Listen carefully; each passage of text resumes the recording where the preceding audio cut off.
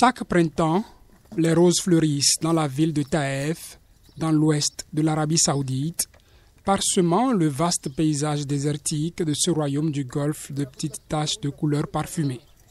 Cette année, la récolte des roses tombe pendant le mois de jeûne de Ramadan, que les musulmans pratiquants consacrent à la prière et à la réflexion. L'huile essentielle de rose qui est produite est ensuite utilisée pour nettoyer les murs extérieurs de la Kaaba, la structure cubique de la ville sainte de la Mecque, vers laquelle prient les musulmans du monde entier. L'huile parfumée est aussi convoitée par les millions de fidèles qui viennent de l'étranger effectuer leur pèlerinage en Arabie saoudite, lieu de naissance de l'islam. Les motifs de plantes et de fleurs font depuis longtemps partie de l'art islamique. Connue comme la ville des roses, avec environ 300 millions de fleurs produites chaque année, Taïf compte plus de 800 fermes florales, dont beaucoup ont ouvert leurs portes aux visiteurs.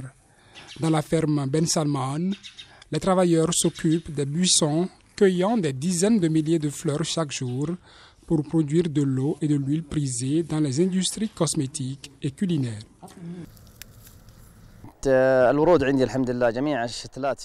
Dans mes deux fermes, j'ai environ 17 000 rosiers.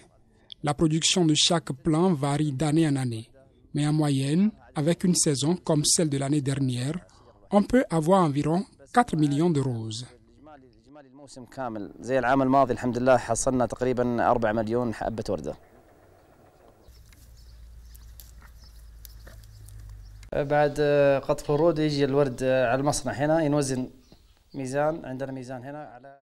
Depuis que cette plante existe à Taïf, ils ont amené une petite quantité à la Kaaba. Ensuite, ils ont commencé à commander de grandes quantités pour parfumer la Kaaba, l'en asperger et la nettoyer régulièrement avec.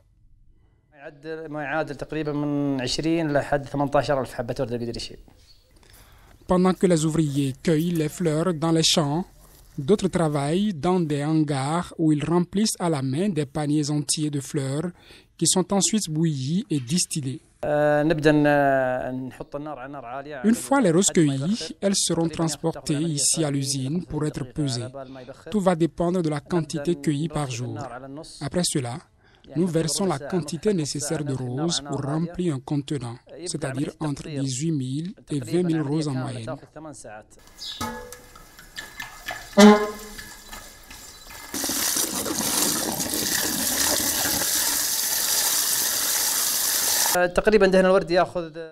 Nous commençons à faire bouillir les roses à feu vif jusqu'à ce qu'elles soient presque évaporées, ce qui prend environ 30 à 35 minutes. Ensuite, nous baissons le feu pendant environ 15 à 30 minutes jusqu'à ce que le processus de distillation commence, ce qui dure 8 heures. Il faut entre 15 et 30 minutes après la distillation pour que l'huile essentielle de rose s'éclaircisse et flotte au sommet des bocaux en verre. Ensuite, nous commençons l'extraction dans des flacons spéciaux. Une fois que l'huile flotte au sommet des bocaux en verre, le processus d'extraction débute. L'huile est extraite à l'aide d'une grande seringue pour remplir des flacons de différentes tailles, le plus petit coûtant 400 rials saoudiens, soit environ 90 €.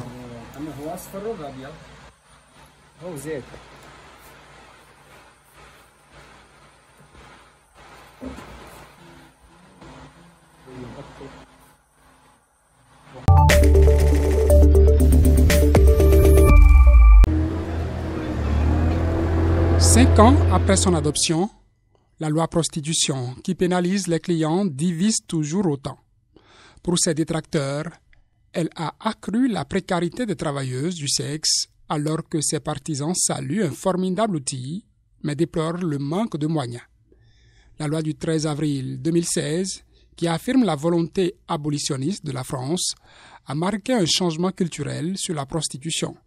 Si elle abroge le délit de racolage, elle permet de verbaliser les clients. Eh bien, c'est les 5 ans de la loi prostitution et en fait, on voulait demander plus de parcours de sortie pour que beaucoup d'autres femmes prostituées puissent en sortir, se réintégrer socialement et économiquement aussi. J'ai mis du temps à comprendre parce qu'avant, je n'étais pas politisée, je ne savais pas ce que ça voulait vraiment dire, le viol.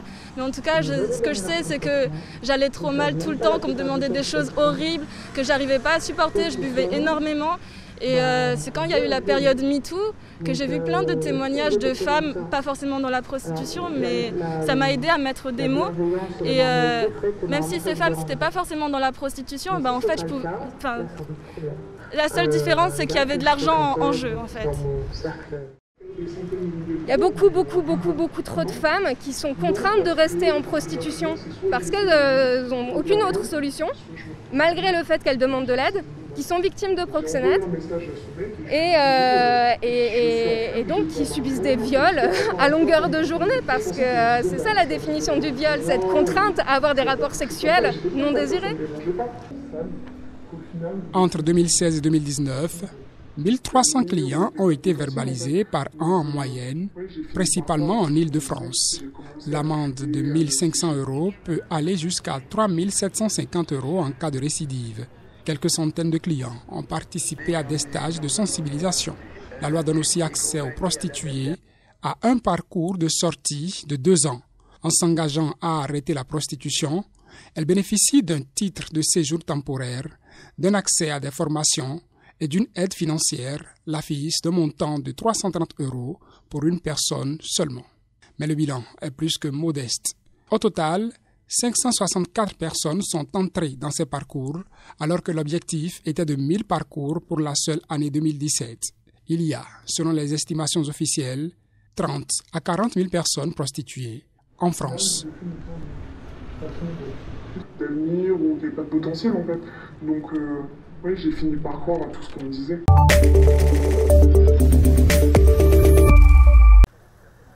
Le regard vide d'Idjele est comme figé en direction de l'horizon. Comme un robot, elle frappe à un lourd marteau un petit morceau de béton qu'elle tient de l'autre main. Un miracle qu'elle ne se blesse pas, ou le résultat d'une terrible routine.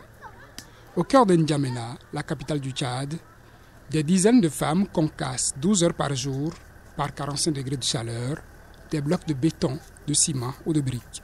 Elles sont entourées d'une nuée d'enfants dépénaillés et squelettiques, le long d'une route et sur un terrain vague, sans ombre, au pied des bâtiments modernes de la Cité internationale des affaires. Mon mari est resté avec ses autres femmes plus jeunes et comme je suis la plus vieille, je m'occupe des enfants.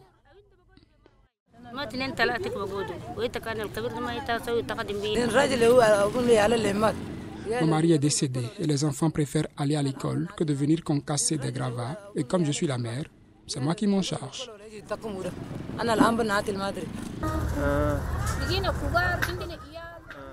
Nous sommes âgés, nous avons des enfants. Nos enfants doivent aller à l'école, travailler pour être payés en fin de mois. Ça ne nous arrange pas parce que l'enfant qui part à l'école a besoin d'un peu d'argent. Elles sont au cœur d'une sorte de cercle vertueux, s'il n'était pas tragique, de l'économie souterraine de ce Tchad classé par l'ONU, 3e pays le moins développé au monde. Des hommes achètent des gravats sur les chantiers de démolition et les revendent à ces femmes.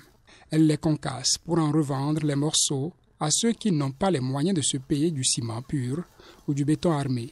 Ces bricagnons sont ensuite amalgamés pour les solidifier à un peu de boue ou de ciment pour les murs d'une nouvelle demeure. La plupart de ces femmes, c'est des veuves également. Donc, elles n'ont pas d'appui, elles n'ont pas quelqu'un pour les soutenir. Et elles survivent grâce à cette activité. Au paradis, là, c'est plus que l'enfer. C'est plus que l'enfer parce que je me dis, bon, peut-être qu'au niveau de l'enfer, il y a encore une antichambre là pour que les gens viennent au paradis. Mais là, il n'y a pas d'antichambre. Hein, elles souffrent, ces femmes-là. Et ça démontre également l'absence de prise en charge de cette catégorie-là par l'État. On me dira que bon, l'État ne peut pas prendre en charge, mais au moins, si on peut mettre en place des programmes d'appui à ces femmes-là, les regrouper par exemple en groupement, en association, et leur venir en aide, moi je pense que ça pourra les aider. Leur venir en aide, un vœu dont les chances d'être exaucées sont minimes pour ces femmes qui s'accrochent à ce gagne-pain. malgré tous les risques auxquels elles sont exposées.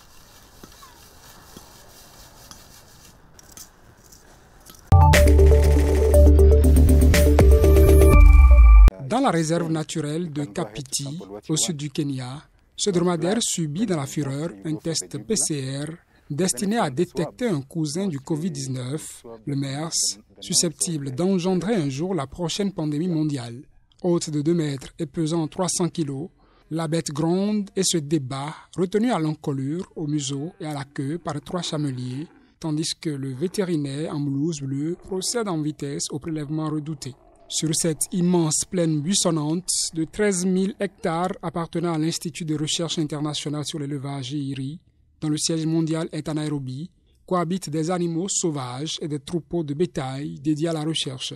L'IRI a commencé à étudier les dromadaires du Kenya en 2013, un an après l'apparition d'un inquiétant virus en Arabie Saoudite, le MERS-CoV, pour coronavirus du syndrome respiratoire du Moyen-Orient.